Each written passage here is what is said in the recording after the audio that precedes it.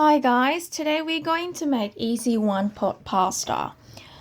This only took less than 20 minutes for me, and what I like about this recipe is that I don't need to be worried about how many dishes you're going to clean afterwards. So let's get started.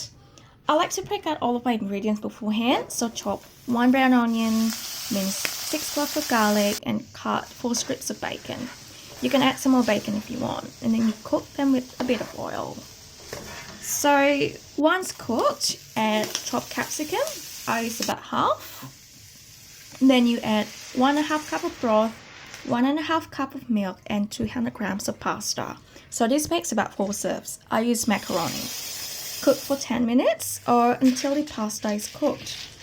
So the liquid and the pasta ratio is perfect for me. However, you can always add some more liquid on the way if needed. Don't forget to stir occasionally. Make sure nothing sticks on the pan. Then you add 1 cup of cheese, pepper, and 1 tablespoon of butter, and stir it together. And there you go.